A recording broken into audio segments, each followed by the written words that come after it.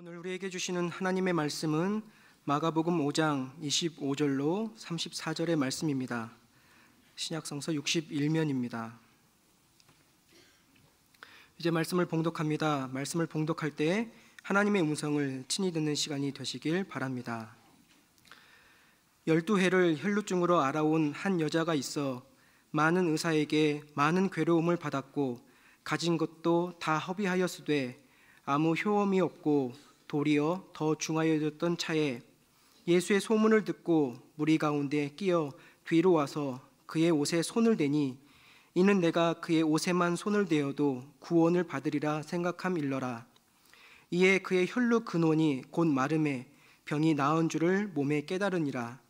예수께서 그 능력이 자기에게서 나간 줄을 곧 스스로 아시고 무리 가운데서 돌이켜 말씀하시되 누가 내 옷에 손을 대었느냐 하시니 제자들이 여짜오되 무리가 에워싸 미는 것을 보시며 누가 내게 손을 대었느냐 물으시나이까 하되 예수께서 이 일 행한 여자를 보려고 둘러보시니 여자가 자기에게 이루어진 일을 알고 두려워하여 떨며 와서 그 앞에 엎드려 모든 사실을 여쭈니 예수께서 이르시되 딸아 내 믿음이 너를 구원하였으니 평안히 가라. 내 병에서 놓여 건강할지어다. 아멘. 청년 시절에 어느 선배님의 어머님이 돌아가셔서 제가 그 관을 운구했던 적이 있었습니다.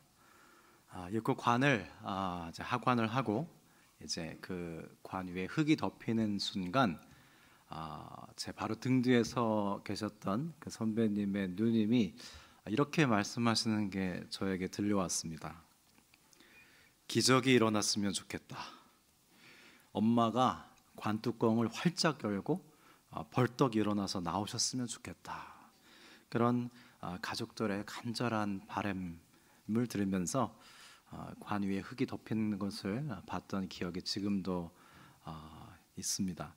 성도 여러분, 여러분들은 기적을 믿으십니까? 그리고 성경을 믿으십니까? 만약에 나는 기적이라는 것을 절대 믿을 수가 없어서 성경에 등장하는 기적이 있는 본문은 모두 다 빼고 성경을 읽겠다고 했을 때 그렇다면 상당 부분 성경을 읽지 못하게 되실 겁니다. 그리고 성경을 믿지도 못하게 되실 겁니다. 왜냐하면 성경은 구약 신약을 막론하고 기적에 대해서 누누이 말씀하고 있기 때문입니다. 정말 많은 기적을 성경은 말씀하고 있습니다. 자, 홍해라는 바다가 갈라집니다. 그리고 요단강이 벌떡 일어나서 멈추어 서버립니다. 그리고 여리고 성이 스스로 무너져 내립니다. 그리고 그 무더운 팔레스타인 지방에 우박이 내려서요 적군을 때려 죽입니다. 폭풍 치는 바다가 예수님의 말씀 한마디에 잔잔해지고요. 그런가 하면 물이 포도주로 변합니다. 그리고 5개의 떡과 2마리의 물고기로 5,000명을 먹이십니다. 태어날 때부터 시각장애인인 사람이 시력을 회복합니다. 문둥병자가 고침을 받고 그 피부가 어린아이의 피부처럼 뽀얘집니다. 심지어 죽은 사람이 다시 살아납니다. 여러분, 이것이 말이 되는 이야기입니까? C.S. 루이스라는 분은 이것은 말이 된다 이렇게 설명합니다. 우선 그는 기적에 대해서 말하기를 기적이 뭐냐면 기적이란 초자연이 자연에 간섭하는 예술이다 그랬어요. 초자연적인 힘이 자연을 비집고 들어와서 간섭하는 것이라는 거죠. 또한 기적이란 하나님이 천천히 행하시던 일을 순간적으로 빨리 진행시키거나 멀리 원거리에서 하시던 일을 우리가 볼 수 있게 가까이 보여주시는 것이라고 설명합니다. 가령 가나안 혼인잔치에서 물이 포도주로 바뀌는 기적이 일어납니다. 여러분, 어떻게 물이 포도주가 될 수 있습니까? 그런데 루이스는 설명하기를 하나님께서는 포도나무로 하여금 토양에 물을 빨아들이고 그리고 햇볕을 받고 빨아들인 물을 과즙으로 바꾸도록 창조하셨다는 거예요. 그리고 그 과즙이 발효되면 포도주가 되는데 이걸 가나 혼인잔치에서는 빠르게 진행시켰다는 겁니다. 매년 도초에서 세계 모든 포도밭에서 일어나는 일이에요. 포도나무는 물을 대지에서 빨아 올립니다. 그리고 햇볕을 받습니다. 그것을 과즙으로 바꿉니다. 그 속도만 빠르게 진행시켰을 뿐인데 우리가 볼 때는 엄청난 기적이죠. 근데 하나님 보시기에는 아니, 속도만 좀 빨리 했을 뿐이다. 이게 된다는 거죠. 그러면 오병이어의 기적은 어떨까요? 하나님은 사실 매년 한 알의 밀알이 다량의 밀알을 만들도록 하고 계십니다. 저는 초등학교 때 숙제로 강낭콩을 심어본 적이 있습니다. 콩 하나를 심었는데 그 옆을 열어보니까 여러 개의 콩이 또 이렇게 달려 나오더라고요. 그렇다면 빵을 만드는 밀 한 알로 여러 밀알이 나오게 하시는 그 하나님께서 두 개의 빵을 가지고 제한된 자리에서 빠르게 5,000명이 먹을 만한 분량으로 증식시키는 것은 얼마든지 가능한 일이라는 거죠. 우리한테는 엄청난 기적이지만 창조주 하나님 입장에서는 단지 속도만 빨리 하셨을 뿐입니다.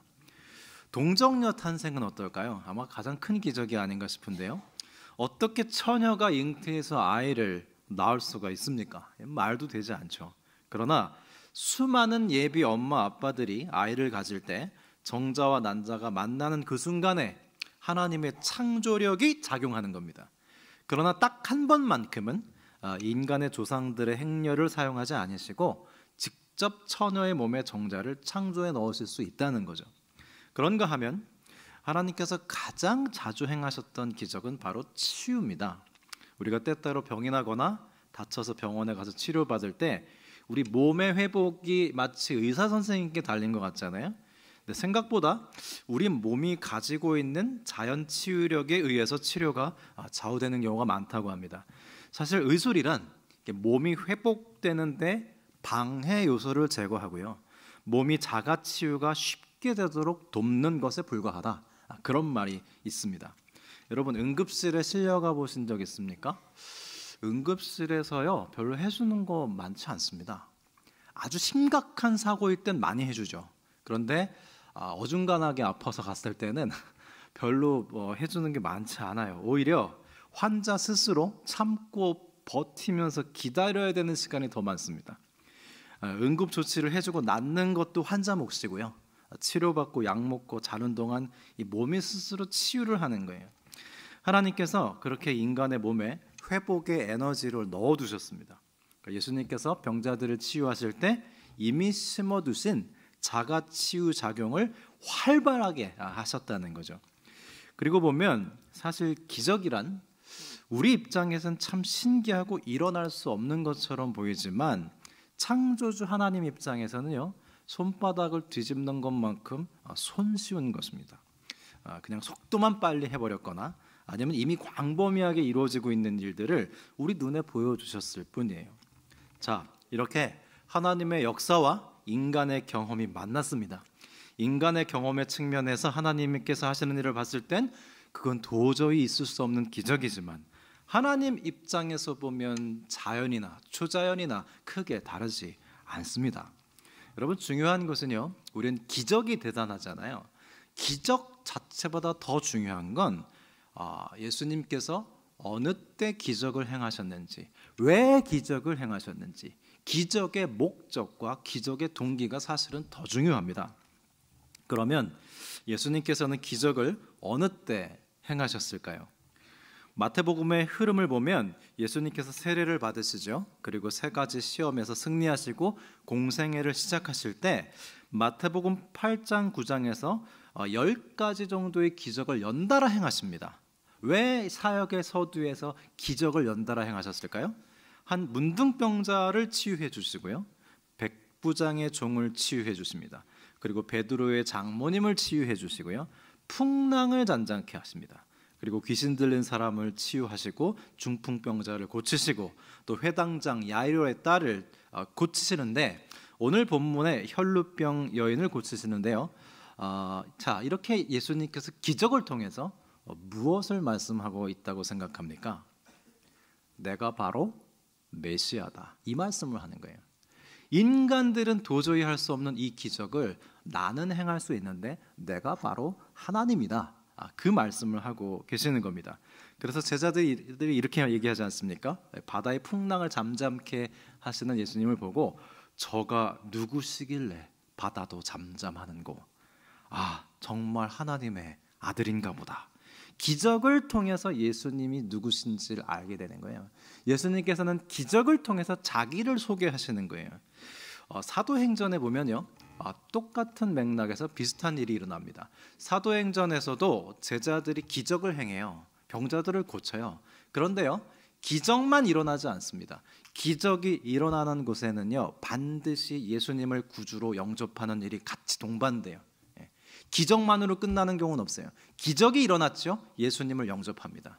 예수님이 영접하는 자리에는요, 기적이 있어요. 즉 기적의 목적은 예수님이 구주시라는 걸 알려주는 거예요. 그래서 이적으로 계시된 말씀입니다. 그래서 이적이 있는 곳은 예수님을 구주로 영접해요. 자, 그렇다면 우리도 때로는 기적스러운 일을 경험할 때가 있죠. 그럴 때는 기적 자체를 두고 놀라울 것이 아니라 그 기적을 하나님께서 왜 나에게 베풀어 주셨는가, 그것을 볼 수 있어야 합니다. 그러면 두 번째로, 왜 예수님께서는 기적을 행하셨을까요? 예수님께서 기적을 행하시는 동기입니다. 그 동기는 모두 다 사랑입니다. 예수님께서 오병이어의 기적을 행하실 때 그 많은 무리들이 예수님의 말씀을 듣느라고 밥을 먹으러 가지도 않아요. 몇 끼를 굶어가면서 말씀을 듣는 걸 보고 예수님께서 안쓰러워하셔서 너희들 중에 먹을 게 없냐, 제자들에게 이렇게 물어보신 후에 오병이어의 기적을 행하십니다. 왜요? 쇼를 하신 게 아니에요. 지금 이 사람들이 배가 고프다, 그게 안쓰럽고 사랑하는 마음에서 기적을 행하신 겁니다. 예수님의 기적의 동기는 하나같이 사랑이셨어요. 그 제자들하고 전도 여행을 다니실 때도 참 가난했습니다. 먹을 게 없었습니다. 그래서 제자들이 벼이삭을 따먹지 않습니까? 그럴 때 예수님께서 또 기적을 베푸시지 않았어요. 예수님은 과시용으로 기적을 베푸시지 않았습니다. 얘들아, 밥이 없냐? 5병이어다. 그리고 또 기적을 행하시고 내일은 7병이어를 보여주마.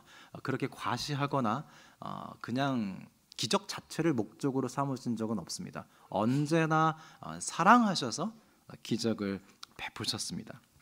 특별히 병자들을 치유하시고 고치시는 일 역시 그들을 사랑하시기 때문이었는데요. 복음서의 기적이 한 35가지 정도 됩니다. 그 중에 80%가 병 고치신 이적들이에요. 그 병을 고치신 것은 한결같이 그 몸 아픈 사람들을 안타까워하시고 사랑하셨기 때문입니다. 오늘 본문에는 12회 동안 혈루병을 앓고 있는 한 여인이 등장합니다. 그런데 이 여인은 예수님께서 회당장 야이로의 딸을 치료하러 가는 도중에 만난 사람이에요. 애초에 이 여인을 치료할 계획이 없었습니다. 여러분, 질병을 알아보신 적 있습니까? 이 질병은요, 하나의 파워예요. 어떤 힘이 나를 꽉 잡고 장악해 버립니다. 그래서 나 자신이 원하는 대로 할 수가 없고 그 병의 지배를 받아야 돼요. 몸에 병이 상주하고 있는 것 자체가요, 여러분, 엄청난 체력을 소진합니다. 어떨 때 약이 들지도 않죠. 병이요, 약을 이겨버립니다. 더 쓴 약을 쓰죠. 병이 약을 이겨요. 병이 의사를 이깁니다. 그럴 땐 아주 속수무책입니다. 26절에 보니까 의사도 많이 만났고 약도 많이 써보았지만 더 안 좋아졌습니다. 병이 모든 의사와 약을 이겨버렸습니다. 그 결과 여인은 지금 병의 지배를 받고 있습니다. 또한 질병은 사람을 경제적으로 어렵게 합니다. 여러분, 우리가 언제 병이 날지 모르죠. 언제 사고가 날지 모릅니다. 그래서 병이 나면 예상치 못한 돈이 들게 돼 있습니다. 또한 이 질병이 빨리 나오면 좋으련만 빨리 낫지 않은 경우가 더 많죠. 그러면 계속 돈이 들기 때문에 빚을 얻기도 합니다. 그래서 장기 환자들일수록 점점 경제적으로 어려워지게 돼 있어요. 26절에는 이 여인에 대해서 묘사하기를 많은 의사에게 괴로움을 받았고 가진 것도 다 허비하였다, 이렇게 말씀하고 있습니다. 세 번째로, 질병은 사람을 고립시킵니다. 몸이 아프면요, 일단 만남이 좌절되죠. 그리고 직장이건 교회건 당장 결석을 하게 됩니다. 그래서 우리가 환우들을 신방해야 하고요. 병원에 입원해서 갑자기 연락이 두절되기도 하고요. 나다닐 수 없어서 고립되기도 합니다. 특별히 이 여인은 유출병에 걸렸습니다. 이 유출병은 피가 흐르는 병인데요. 지금으로 말하면 자궁암과 같은 병입니다. 그 당시에는 이 유출병의 경우 제의적으로 부정한 것으로 치부했어요. 그래서 닿으면 안 됩니다. 누군가 이 여인에게 다가왔을 때 이 여인은 소리를 외쳐야 됐어요. 나는 부정합니다. 나는 부정합니다. 그러니까 나한테 가까이 오지 마십시오. 이렇게 율법상 그렇게 외치게 돼 있었습니다. 이 여인은 아마도 회당에 가서 말씀도 듣지 못하고 예배도 못 드렸을 겁니다. 누가 가서 위로를 할 수도 없고요. 그래서 여러분, 병이 들면요 참 외로워집니다. 환우들은 지금 상당히 외로운 상황입니다. 제 이야기를 해서 죄송합니다만은 저는 청년기에 대단히 심한 중증 아토피 피부염에 걸려서 고생을 많이 했습니다. 저는 가장 힘든 고통이 어디가 부러지거나 쓰라린 게 아니라 가려운 것이 가장 고통스럽다고 생각합니다. 여러분, 모기에 물려보신 적 있으시죠? 모기에 물려본 그 가려움증이 한 50배 정도 되고 그것이 온몸에 있고 그 다음에 그게 며칠간 계속된다고 생각해 보십시오. 아주 미칩니다, 사람이. 예. 이 죄하고 비슷한데요. 가려움증은요, 가려움증만 있지만 그 환자로 하여금 자기 몸을 상하게 해요. 긁게 되거든요. 욥은 기왓장으로 긁었습니다. 손으로 긁어서 시원하지가 않아요. 저는 쇠 조각으로 긁었어요. 쇠로 그냥 살을 다 벗겨버렸어요. 너무나 간지럽고 그래야지 시원하니까. 시원하고 난 다음에는 이제 피와 이제 진물이 옷과 이불에 낭자하죠. 그러면 이제 2차 감염이 일어납니다. 피부에 곰팡이가 쓸게 되고요. 질병은 이상하게 낮보다 밤에 더 심합니다. 그래서 어느 해는 밤에 잠을 잘 수가 없어요. 긁느라고. 한 6개월간 잠을 자지 못한 적도 있습니다. 아주 피골이 상접했고요. 몰골은 아주 처참했습니다. 여름에도 긴팔을 입고 다녔어요. 환부를 보여주고 싶지 않아서. 사람들을 자연히 만날 수가 없게 되더라고요. 그리고 이 피부병은요, 단순히 피부병에 그치지 않습니다. 대인관계를 두절시키고 정신적으로 몹시 우울하게 만들어요. 그래서 정신병으로 발전하는 경우가 많습니다. 당시 저한테는 미래가 없었습니다. 공부를 계속할 수 있을까? 또 결혼은 할 수 있을까? 정말 앞날이 캄캄했던 시기였고요. 국내의 유명한 피부과 의사는 뭐 다 찾아다녔지만 아무도 저를 고칠 수 없었습니다. 그리고 금식기도원에 들어가서 한 열흘간 금식을 해보기도 했고요. 한 3년간은 채식 위주로 식사만 한 적도 있습니다. 그래도 좋아지지 않았습니다. 26절 말씀에 많은 의사에게 괴로움을 받았고 가진 것도 다 허비하였으되 아무 효험이 없고 도리어 더 중하여졌던 차에 그랬는데 저는 이 구절을 고스란히 경험해 봤습니다. 저를 간호하시는 가족들도 많이 고생을 했고요. 그러던 중에 저희 친척 중에 신유의 은사를 갖고 계신 분이 있었어요. 좀 먼 친척 중에 이분은 아주 초등학교도 안 나온 분입니다. 근데 그분이 기도하면 벙어리도 낫고 그분이 기도하면 걷지 못하는 분도 걸어다니는 일이 있었어요. 그래서 낫기 위해서 이제 별 일을 다 하는데 이분을 찾아가서 기도를 받았습니다. 저는 성경에 나온 것처럼 한 번 기도받으면 바로 그 자리에서 낫는 줄 알았어요. 그렇지 않더라고요. 무려 한 달을 기도를 받았습니다. 그래도 낫지 않았어요. 그러자 이 기도해 주시는 분이 기도원에 들어가시더라고요. 능력이 나타나지 않으니까 내가 이상이 있나? 그리고 기도원을 가시더라고요. 나오시더니 나는 이상이 없고 네가 이상이 있는 것 같은데 기도를 한번 이렇게 해보자 하고 저한테 제안을 하셨어요. 그냥 막연하게 기도하지 말고 딱 20일을 정해서 기도를 끝내자. 20일을 기도해 본 다음에 낫게 해주시면 낫는 거고 낫게 해주시지 않으면 그냥 그대로 살 수밖에 없다. 그렇게 제안을 하셨어요. 여러분, 그래서 기도할 때는요, 막연히 무기한 기도하시기보다는 그러면 이 기도가 흐지부지하게 되거든요. 그래서 일정 기한을 잡고 기도를 하시는 게 좋습니다. 그래서 그 기한 안에 응답을 가지고 또 다른 기도를 시작하는 게 좋은데 저는 20일간 산 기도를 했습니다. 어머니와 함께 같이 지금 청계산에 기도원이 있어요. 근데 여러분 그 청계산 기도원은요 가보면 나라를 위한 기도를 많이 합니다. 기도자들이 예수님의 보혈 찬송을 참 많이 하고요. 자신의 어떤 그 욕구를 충족시키기 위한 기도는 많이 들리잖아요. 나라를 위해서 참 많이 기도합니다. 거기서 이제 하루에 4시간씩 방언으로 기도를 했어요. 이제 한국말로 기도하면 금방 끝나니까 방언으로 고쳐달라는 기도 하나를 가지고 4시간 동안 기도를 합니다. 근데 여러분 기도 굉장히 중노동이에요. 체력이 엄청 필요해요. 끝나면 막 배고프고 밥 먹어야 되고 그런데 자 그렇게 19일을 지났습니다. 19일이 되던 날 기도하는 중에도 너무 고통스러웠기 때문에 약을 사 먹으러 가고 싶었어요. 장충동에 아주 유명한 피부약으로 유명한 약국이 있었는데 근데 그 약은 고쳐주는 약이 아니에요. 그냥 가려움증을 일시적으로 느끼지 못하게 하는 그런 약이었습니다. 저는 기도하면서 성경을 통독하고 있었는데요. 그 당시 고린도후서 6장을 읽을 차례였습니다. 그 약을 사러 가기 전에 제가 성경을 펼쳐서 읽었어요. 여러분 기도는요 말씀을 읽고 기도를 하고 기도하면서 말씀을 읽는 것이 바람직합니다. 고린도후서 6장 1, 2절의 말씀을 읽을 차례가 돼서 읽어보니까 하나님의 은혜를 헛되이 받지 말라. 내가 은혜 베풀 때에 너를 듣고 구원의 날에 너를 도왔다. 보라 지금은 은혜 받을 만한 때요. 보라 지금은 구원의 날이로다 하는 말씀이었어요. 말씀을 읽을 땐 몰랐어요. 말씀을 읽고 약을 사러 가려고 하는데 이 말씀이 계속 떠오르면서 저를 붙잡았습니다. 하나님의 은혜를 헛되이 받지 말라. 이 작정기도 마지막 19일째잖아요. 근데 이제 약을 먹었다고 한다면 만약에 나았을 때 하나님이 고쳐주셨다는 게 아니라 약을 먹어서 나았다 이렇게 말할 것 같은 거예요. 그래서 이거는 하나님의 은혜를 헛되이 받는 일이 되겠다. 그래서 고통스럽지만 참고 약을 사러 가는 발걸음을 돌렸습니다. 그리고 보라 지금은 구원의 날이로다 라는 말씀이 왠지 이번에 나를 고쳐주실 것 같다는 확신을 갖게 했어요.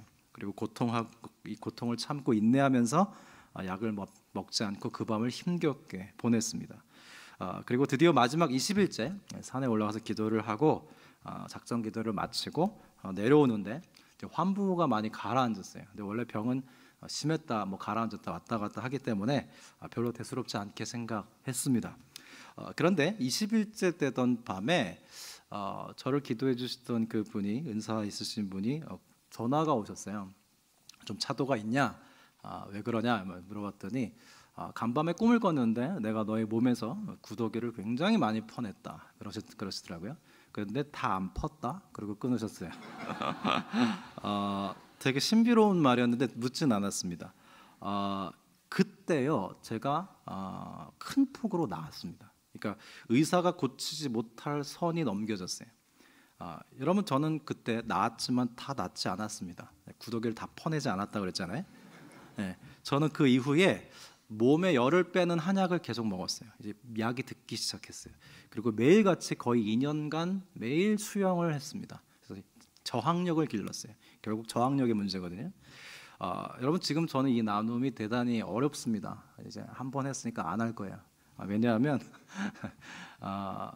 기도해서 병이 나았다는 간증 집회가 많잖아요.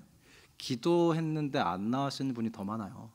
그렇기 때문에 기도해서 나았다는 말을 저는 되게 잘 안 합니다. 조심해서 하는 편입니다. 왜냐하면 그렇지 않은 분들이 더 많고 시험에 들 수 있기 때문에 그건 하나님의 주권이거든요.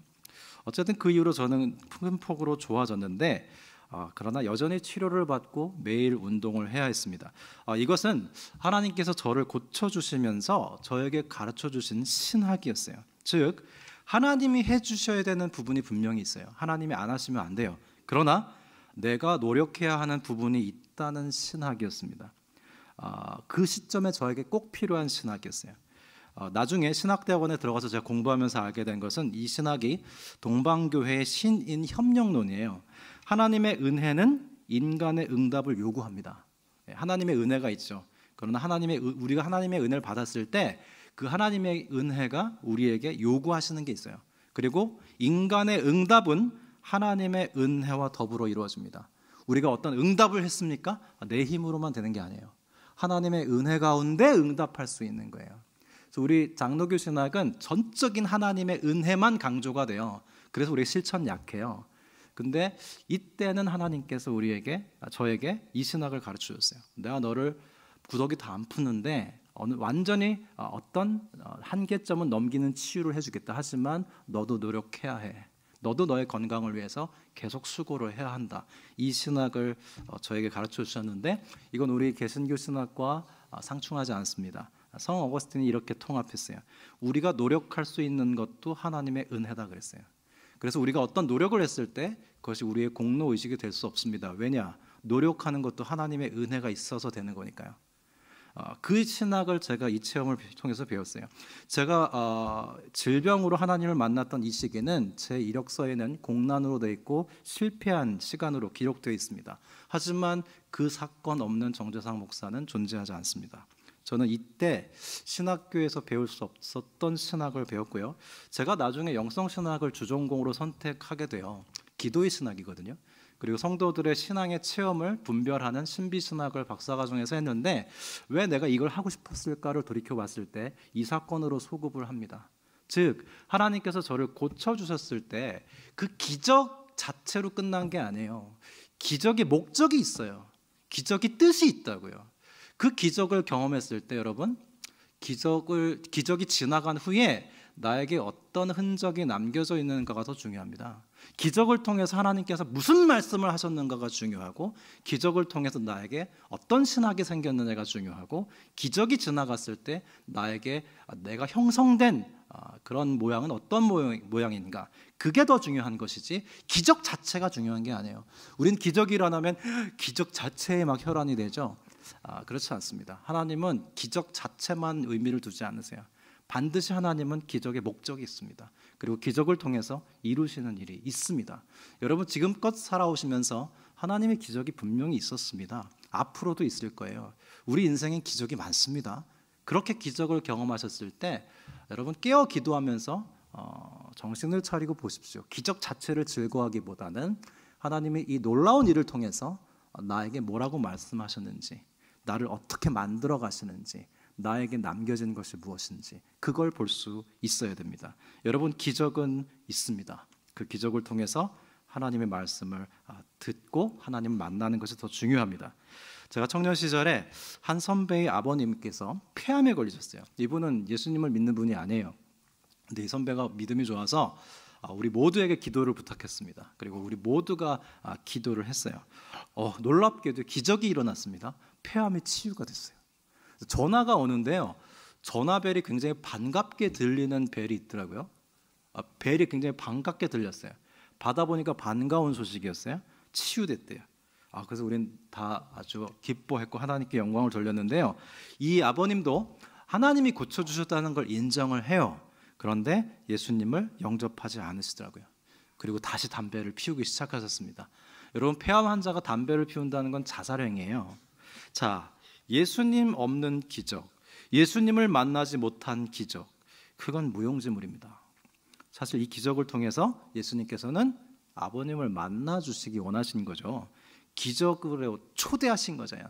당신의 사랑 가운데로 초대하셨다고요. 그렇게 기적이 아주 낭비되는 걸 봤고요. 그런가 하면 여러분 타종교에도 기적이 있습니다. 제 중고등학교 동창 중에 고2 때 암에 걸린 친구가 있어요. 아주 어린 나이에. 근데 이 친구는 교회도 다녔었어요. 근데 교회에서 상처받고 나와서 암에 걸렸는데 이 친구가 일본 불교계의 이단인 남묘호랑개교에 빠졌습니다. 간단해요. 그냥 남묘호랑개교 이걸 반복하면서 자기 소원을 아뢰는 거예요. 그럼 이루어진다는 건데 놀라운 건요. 암이 나았어요. 이 남묘호랑개교에 가서. 그래서 그 회관에 가서 뭐 간증도 하고 그래요. 기적이긴 기적입니다. 그러나 이것은 하나님 없는 기적이에요. 여러분 사탄도 광명의 천사로 나타나서 기적을 행할 수 있습니다. 그러나 여러분 하나님 없는 기적은 아무것도 안 해요. 12년간 혈루병을 앓은 이 여인은 이 질병으로 인해서 예수님을 만났습니다. 이 혈루병자는 무엇을 만지든지 그 만진 것이 제의적으로 부정하기 때문에 아무도 만질 수 없어요. 만져서는 안 됐어요. 그래서 지금 오늘 본문에서 몰래 만진 거예요. 이렇게 나시에 이렇게 가려서 그런 게 아니라 제도적으로 이 여인은 나타날 수 없었습니다. 그런데 낫고자 하는 그 간절함 때문에 예수님의 치유의 능력에 대한 간절함 때문에 많은 위험을 감수하고 나와서 예수님의 옷자락을 만진 거예요. 그 일말의 희망으로 그 예수님의 옷자락을 만지자 혈루의 근원이 그 자리에서 말라버립니다. 그리고 예수님께서도 그 사실을 알았어요. 그 많은 운집한 군중 가운데 딱 두 사람만 치유의 사건을 알아차립니다. 치유의 권능을 베푸신 예수님, 몸이 나은 혈루병자. 그때 예수님께서 누군가 내 옷자락을 만지고 나았구나, 잘했구나, 그리고 지나가지 않으셨고요. 이 여인을 찾으셨어요. 왜요? 예수님의 기적의 목적은 병 고치는 것 이상으로 이 여인을 만나기를 원하셨던 거예요. 그래서 이 여인을 찾습니다. 그리고 이 여인의 행동을 믿음으로 인정해 주세요. 34절에 따라 내 믿음이 너를 구원하였으니 평안히 가라 하고 인정해 주시고 축복해 주셨어요. 그냥 옷자락만 만졌고 예수님과의 만남이 없었다면 어떻게 됐을까요? 교부들이 전하는 바에 따르면 이 여인은 고향으로 가서 복음을 전합니다. 자기 집 앞에다가 기념비를 세웠어요. 몇 년 몇 월 며칠에 예수님께서 내 병을 고쳐주셨다. 그리고 지나가는 사람들에게 이 사실을 증거했습니다. 왜요? 병이 나았기 때문에요? 아니요, 예수님을 만났기 때문에요. 이런 말이 있습니다. 병이 낫는 것만 기적이 아니다. 병이 드는 것도 기적이다. 만일 이 여인이 병에 걸리지 않았다면 예수님을 찾아왔을까요? 사실 가장 큰 기적은요, 내가 믿음을 갖고 예수님을 믿고 구원을 받았다는 겁니다. 여러분, 그게 가장 큰 기적이에요. 마태복음의 첫 이적은 문둥병자를 치유하신 일이었습니다. 그때 문둥병자가 예수님께 고침을 청하면서 이렇게 말합니다. 주여, 원하시면 저를 깨끗게 하실 수 있습니다. 그러자 예수님께서 뭐라고 답하시죠? 내가 원하노니 깨끗함을 받으라 하세요. 여러분, 기적은 내가 원한다고 되는 것이 아니고요, 하나님께서 원하셔야 합니다. 기적의 중심은 우리가 아니라 하나님이십니다. 미국의 캐서린 쿨만이라는 할머니가 있는데요, 지금은 돌아가셨습니다마는 이분은 병고침의 은사로 유명한 분이세요.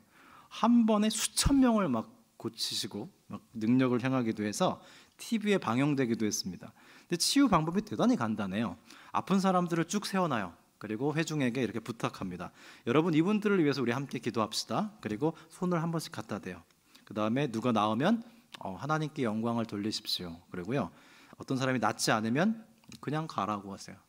그리고 엉터리들은 이래요. 안 나았냐 그러면 네 믿음이 뭐 부족해서 안 나았다 이러잖아요. 그건 엉터리들이고, 이분은 그렇지 않아요. 아주 심플합니다.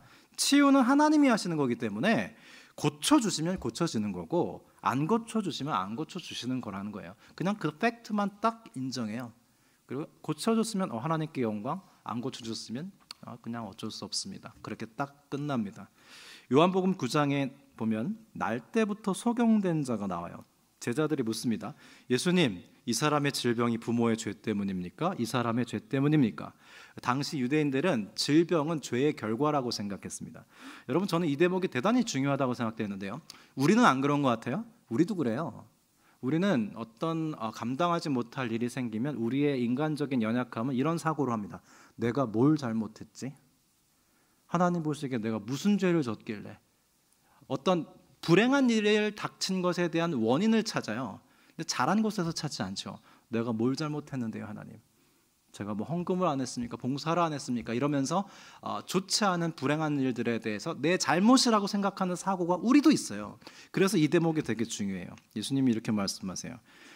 그 누구의 죄 때문도 아니다. 이것은 다만 하나님께서 이 일을 가지고 무슨 일을 하시려고 하는지 봐라. 여러분, 누가 병 들었습니까? 낫게 해주시나 안 낫게 해주시나, 우리의 초점은 거기가 있는데요, 그보다 더 드높여야 돼요. 이 일을 가지고 하나님 앞에 갔을 때 하나님께서 무슨 일을 하실까, 무슨 말씀을 하실까, 그걸 볼 수 있어야 됩니다.